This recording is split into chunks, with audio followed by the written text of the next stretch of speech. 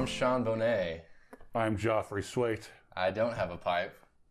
That makes me cooler, which I think means that I get to be Plow and you have to be Potato. Now, what would lead you to think that? Because the pipe is cooler.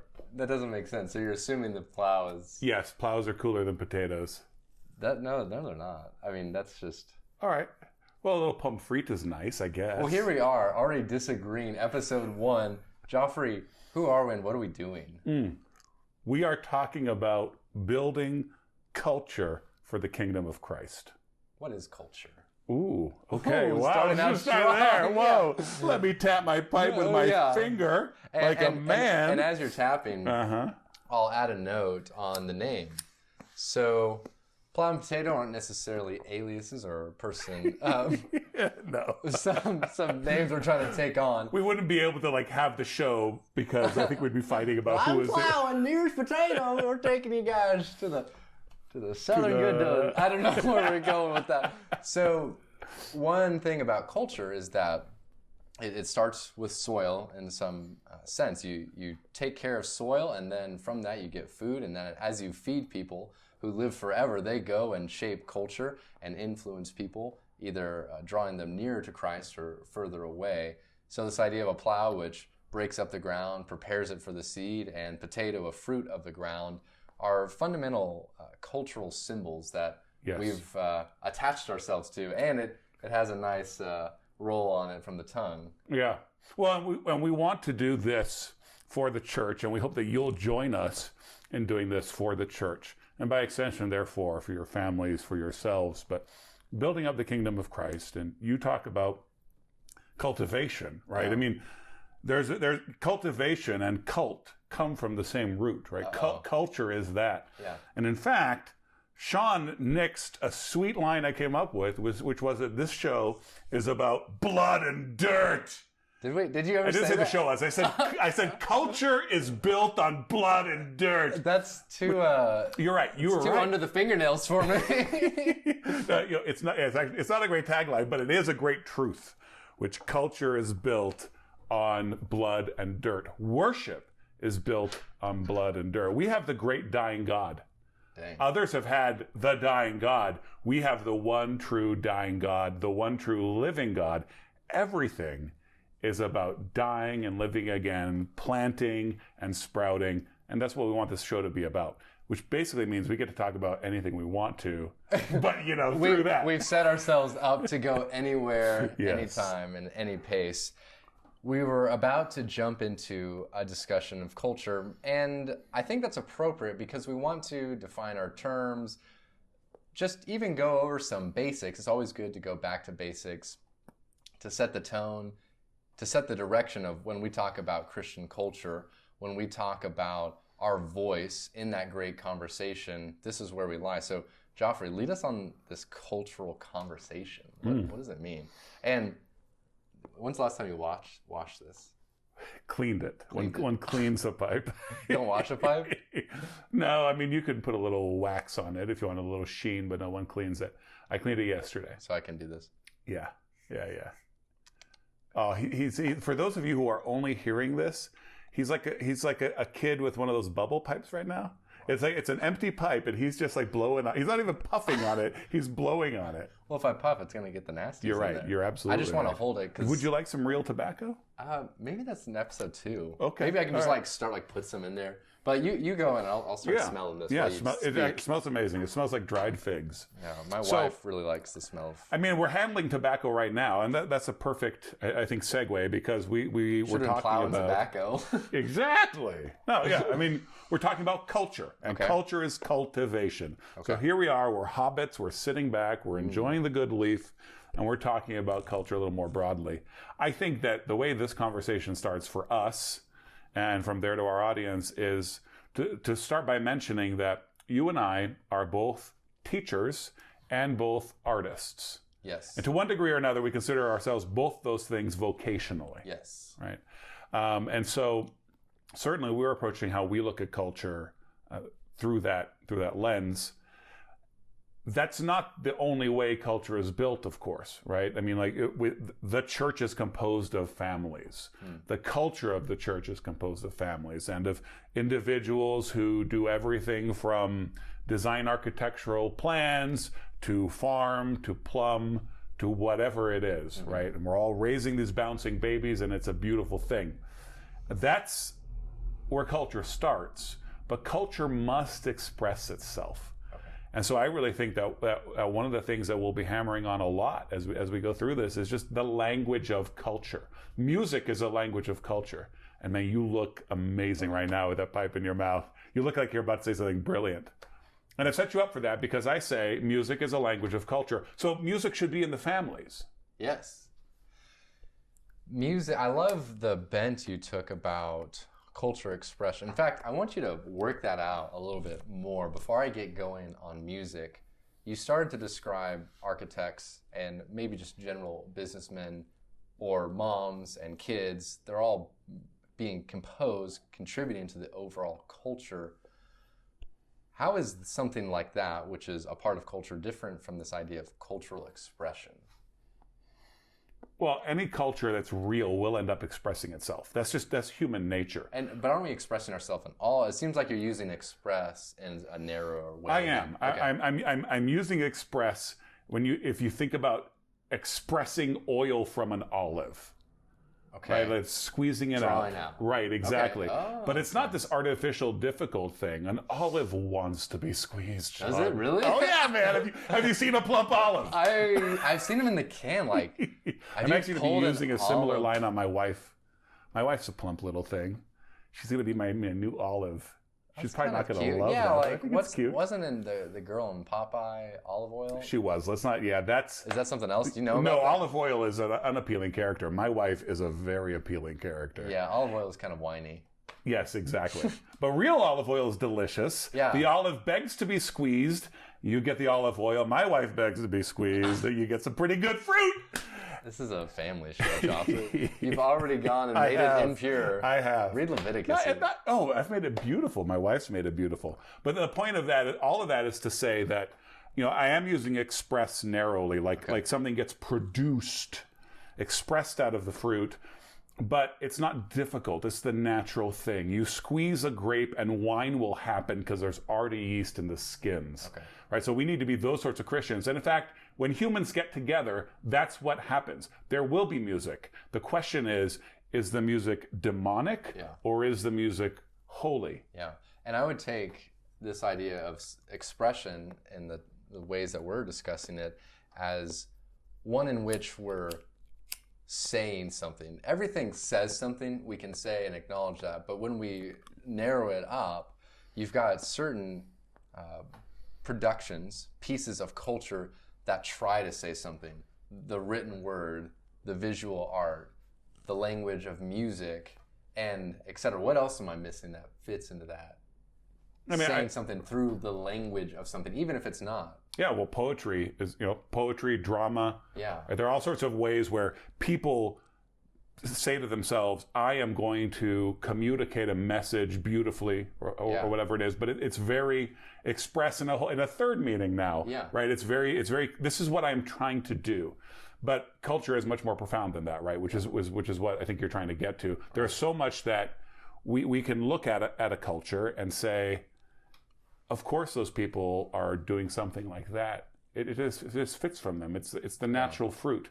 And, Christians ought to have something robust like that where, hey, babies are fat and happy. Why? Because they're Christians. It's obvious, right? It just comes from them. And fat and happy babies says something, even though no one wrote any words down on a page. Yeah, they're walking poetry. They're walking songs.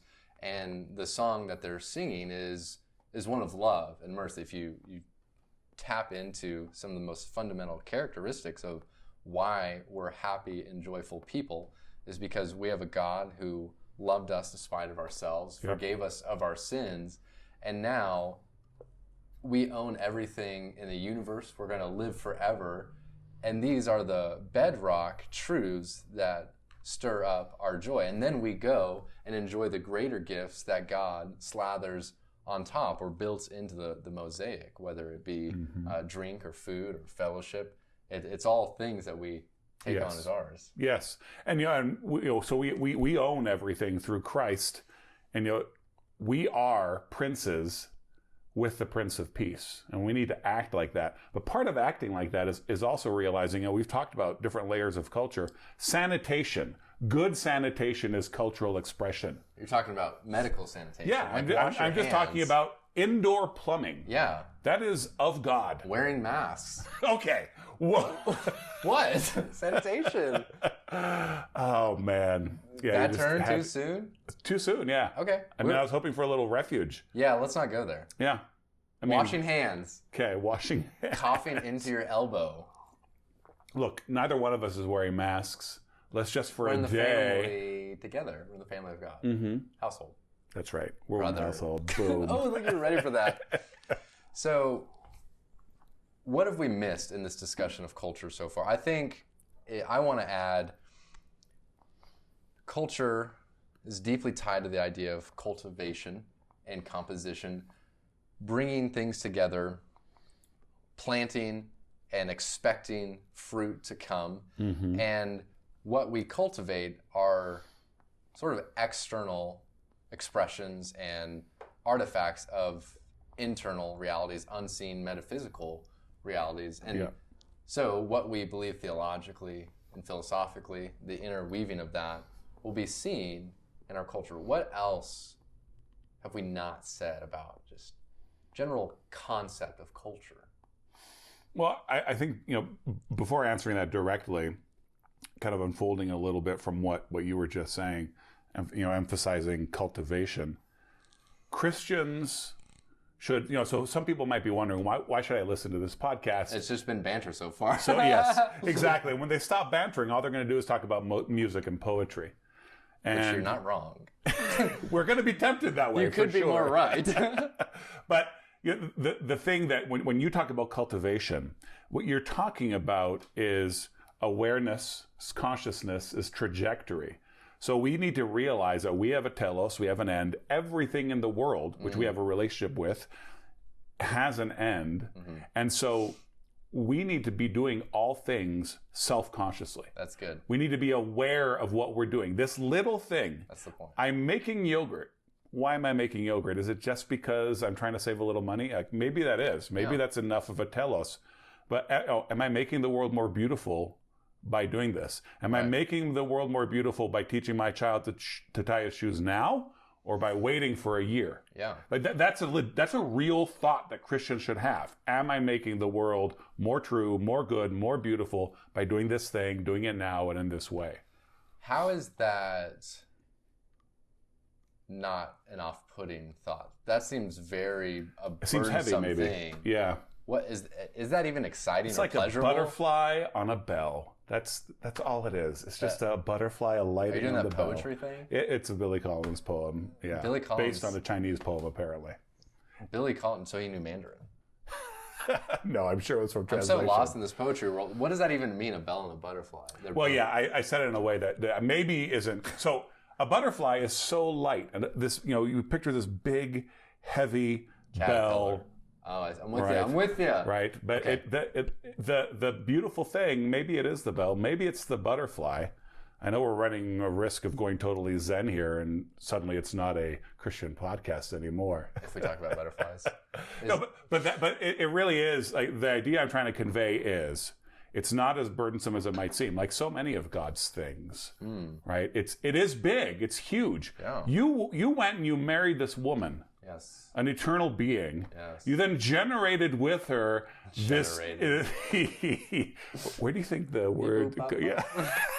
I'm just gonna say it. Where do you think genitals comes from, dude? Oh my goodness! Come on now. See, you're pulling already. You're forcing me. I said genitals into this mic because you made me. I'm trying to praise you.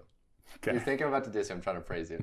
We're only a few minutes in, and you're drawing all these great Latin, romantic, foreign language connections, drawing out the true form behind our words. I like it. I think it's great. So you the Christian, you've married this eternal being, you've now generated an eternal being, all by the power of the word, of course. But And then you go and you change this eternal being's diapers.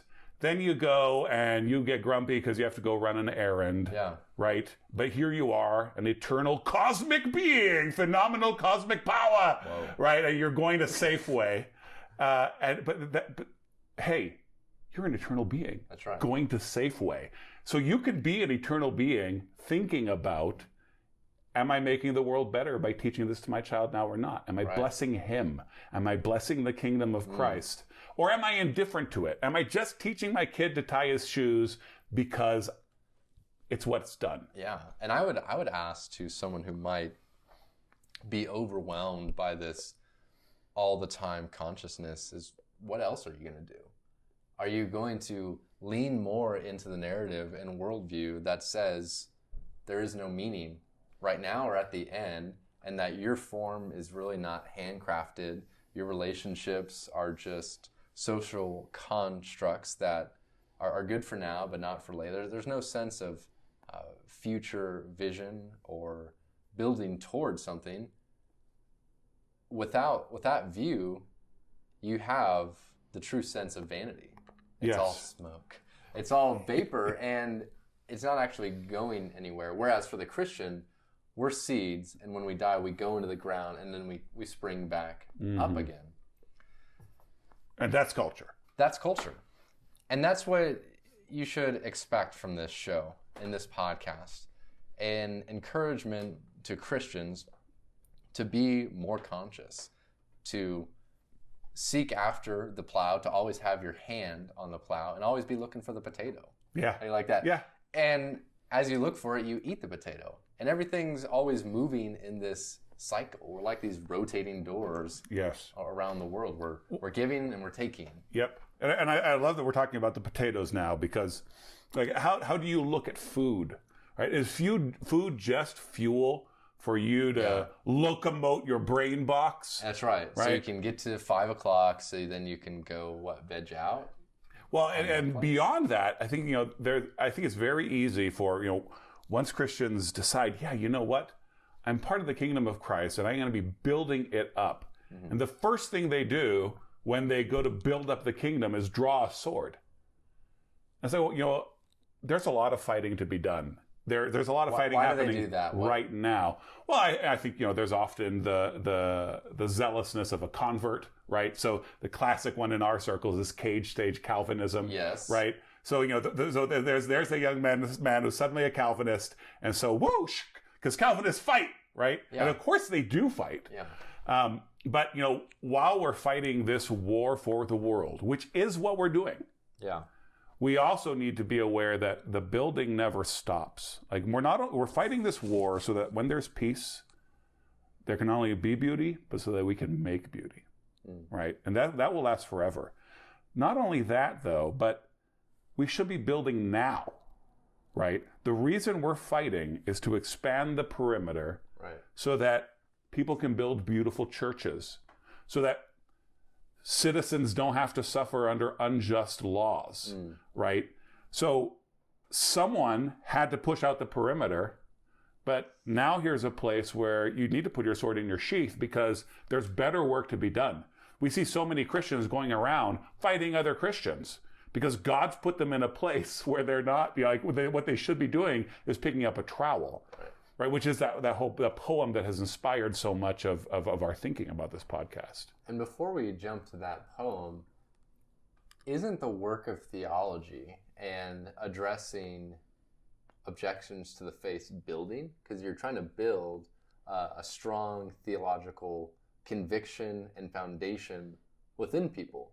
That's building too. Yes, yeah, it is building, and a lot of it.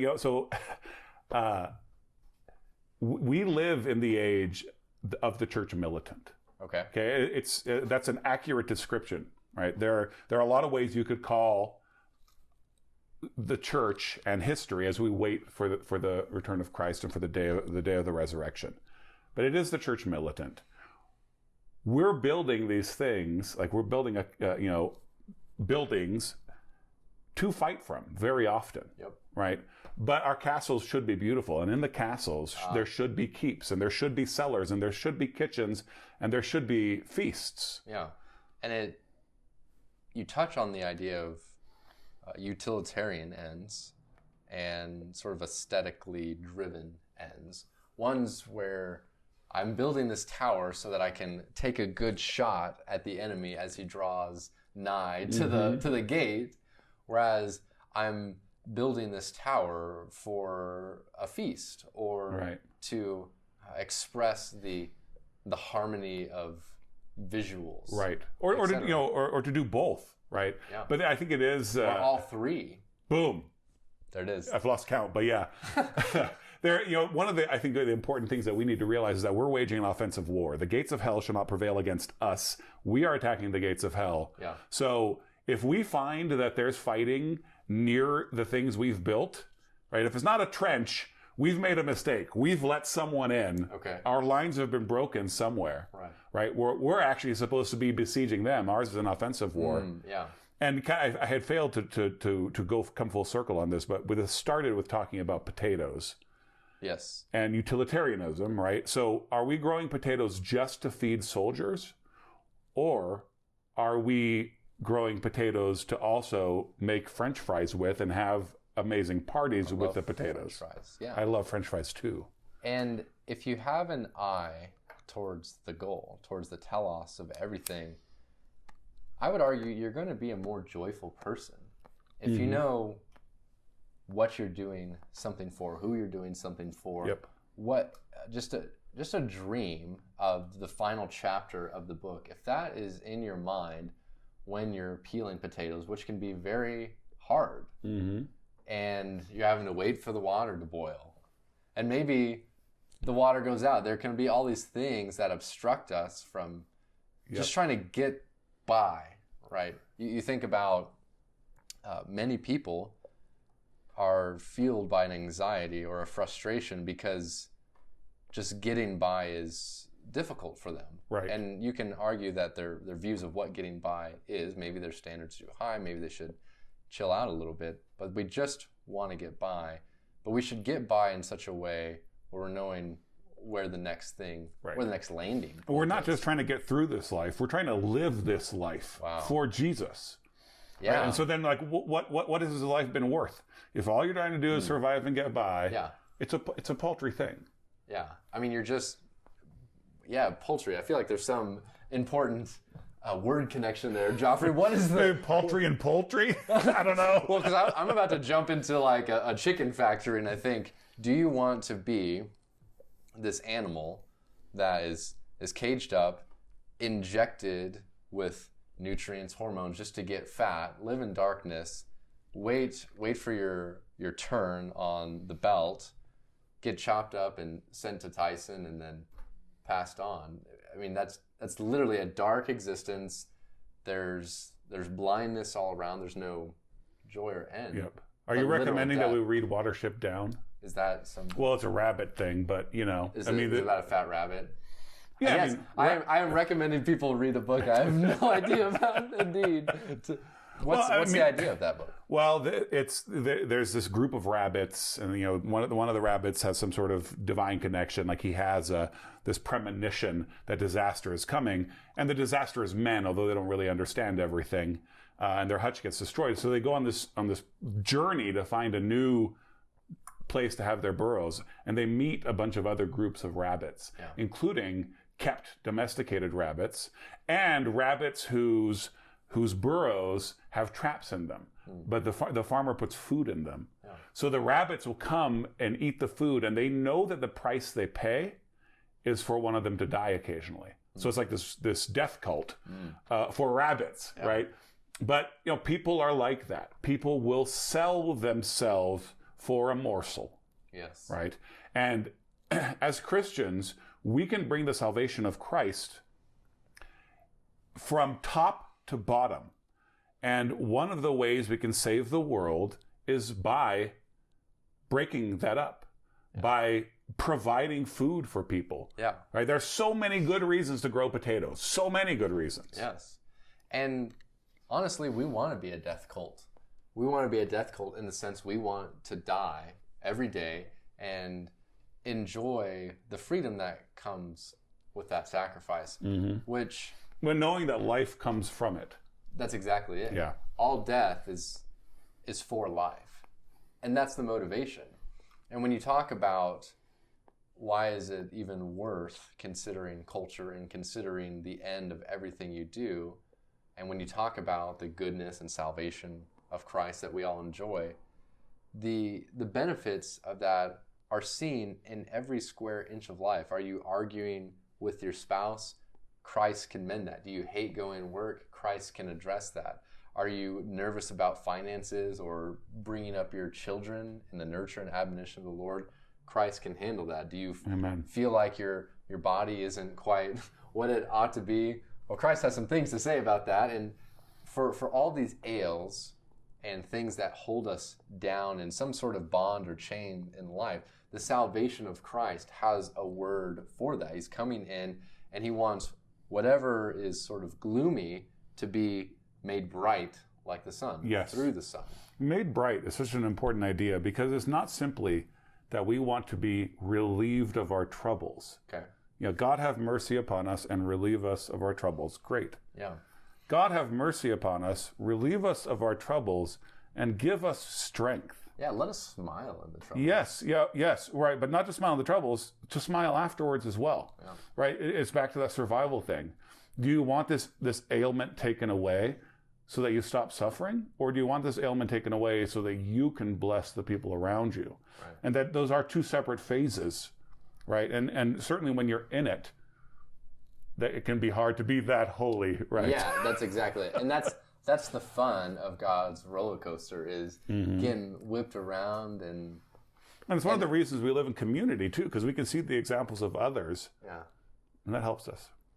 So a T.S. Elliot poem helped inspired or excited our cultural views or some catchphrases that we look to and say, yes, that says a lot in so little words. Give us a summary of that poem. So a lot of people don't know this, but T.S. Eliot became a Christian, and the poems that you read in high school, which a lot of them are great, are the poems he wrote when he was not a Christian. Okay.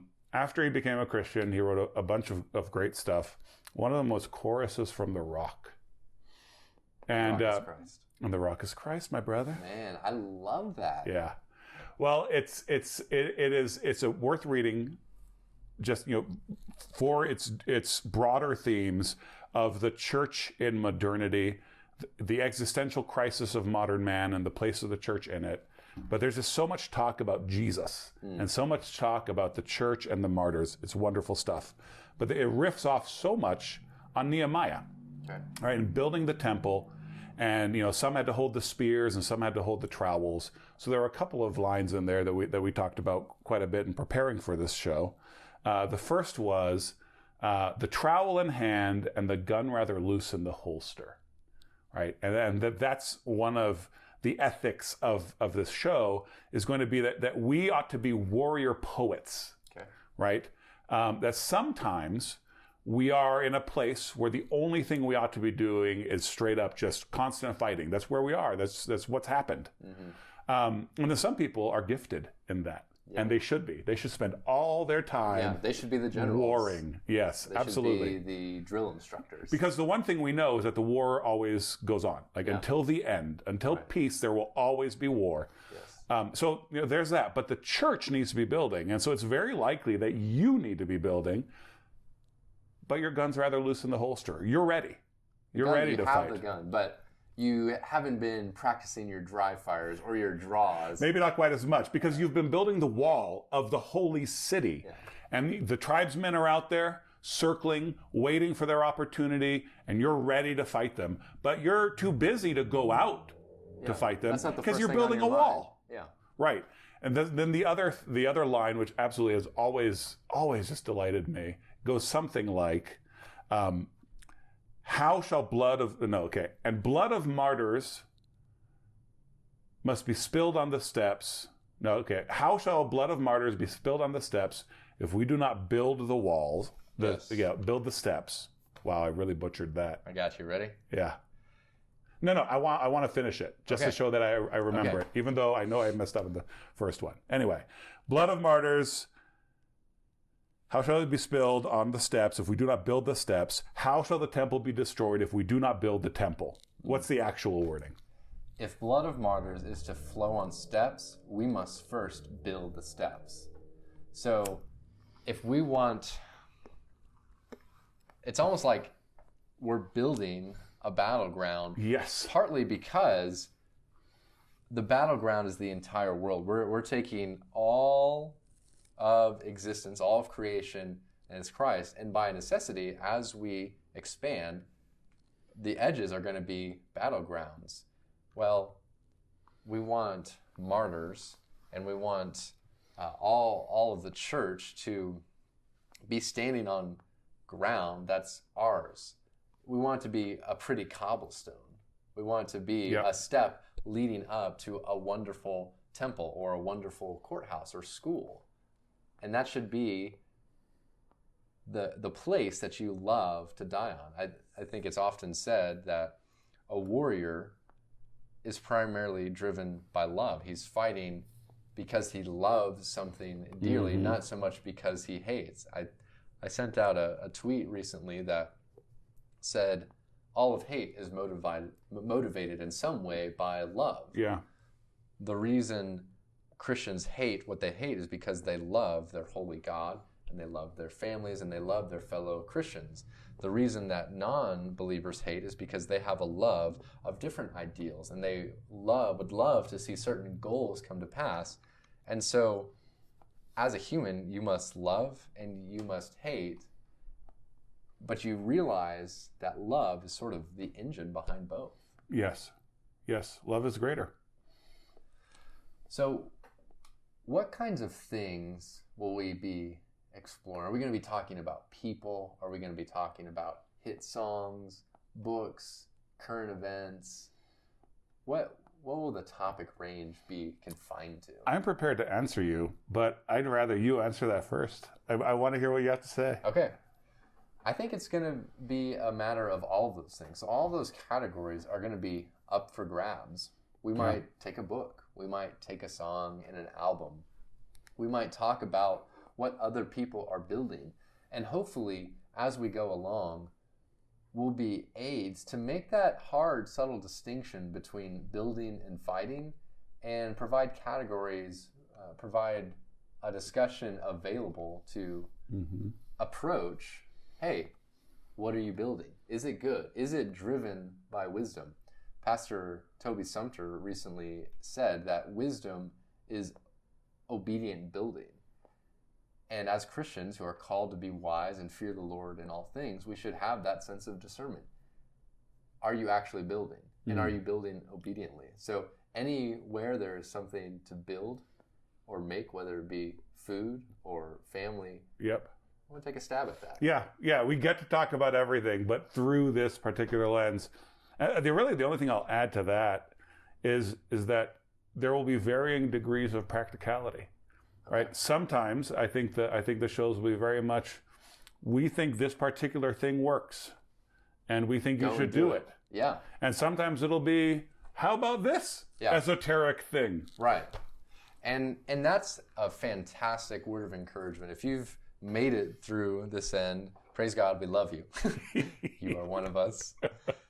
And you can expect future shows to be more hands-on the plow, hands peeling the potato, than just a big vision. This is a vision statement. We're flying high in the sky, and we're looking down and saying, this is all ours, and this is what we want to do with it.